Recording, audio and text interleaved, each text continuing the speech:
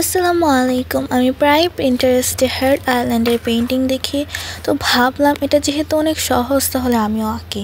তো আমি আজকে এটা আঁকতে বসে পড়লাম।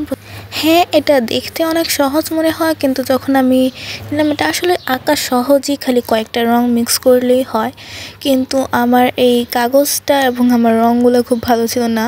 এখানে আমি ডমসের যেই ছোট 80 টাকার যেই পেন্টিংয়ের রঙটা পাওয়া যায় সেই রঙটা ইউজ করছি, কারণ আমার অ্যাক্রিলিক নেই আর গুয়াশও নেই।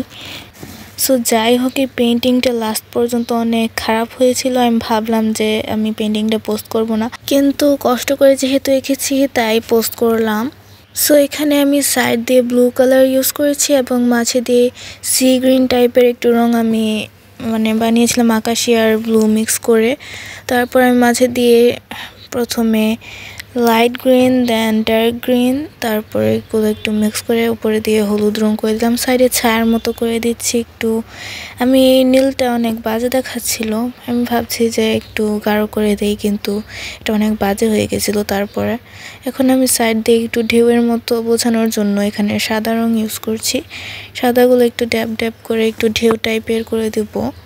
এখন সাইডে একটা বোর্ড ছিল পিছনে ছোট, সেই বোর্ডটা আমি এঁকে একটু, যে বোর্ডটা আইল্যান্ডের দিকে এগিয়ে আসছে সেটা বোঝানোর জন্য একটু পিছনে সাদা লম্বা দাগ কেটে দিয়েছি। সো এখানে আমাদের পেইন্টিং মোটামুটি রেডি এবং এটা ফাইনাল লুক। জানি অনেক খারাপ হয়েছে। তোমাদের কাছে পেইন্টিংটা কেমন লেগেছে সেটা কমেন্টে জানি। আল্লাহ হাফেজ।